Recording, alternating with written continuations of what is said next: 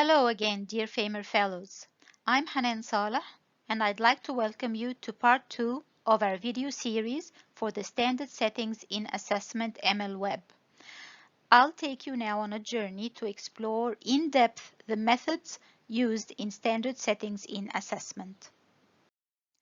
When we talk about methods of standard settings in Assessment, we mean the procedures and the actual steps that will be taken to reach the cutoff score.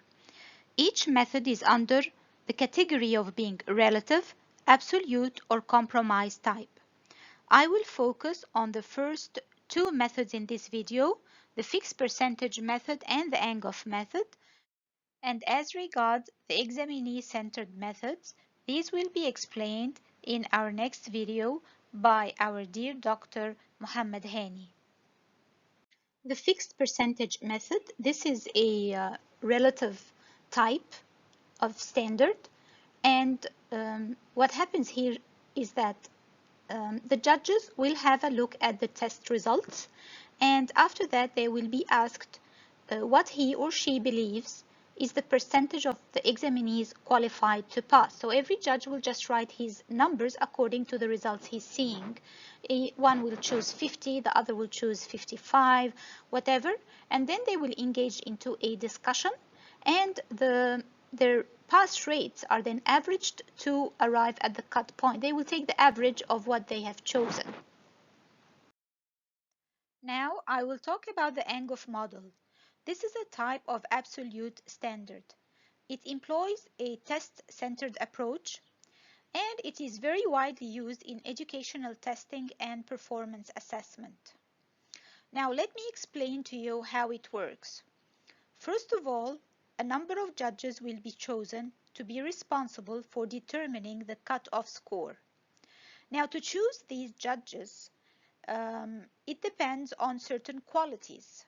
For example, they have to be experts in the subject, and so they are also called subject matter experts. They should have good experience with the students and be good educators as well. They could vary, some being clinicians, others being academic. In addition to other qualities and characteristics for these judges, and it's not in our scope now. So anyway, we have these judges, and they will be asked to start off the procedure of the Angoff model. The first thing they have to do is to define the characteristics of the borderline group of examinees. So they will go into a discussion together, and they will end up, for example, stating that the borderline student is the one who gets 45% or 50%. After that, each judge will estimate what percentage of the hypothetical borderline examinees will respond or would be able to respond correctly to the item. So what does this mean? Okay, let's look at the table and try to understand that. Let's try to understand the Angoff model in a more practical way. Let's say we have an exam formed of 20 multiple choice questions. Let's look at the table. In the left column here, you have the numbers of the questions written from 1 to 20.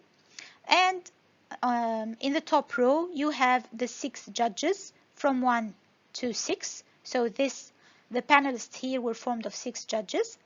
And each judge was asked to write down what he thinks, or the percentage of the borderline students he or she would think that would be able to answer the question correctly. So let's take question 1.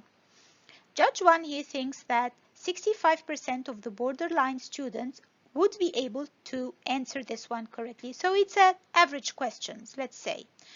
Judge 2 sees it's a little bit more easy, so maybe 75% will be able to answer it. And then 70, 65, 70, and here we come to Judge 6, who thinks that about 95% of the borderline students would be able to answer this question. So he thinks it's a fairly easy question. So they write what they think the percentages are, and then they will add up all of these and divide it by 6 to give the average, which is 73. And this is repeated with all the other questions. So let's have a look at question 3, for example.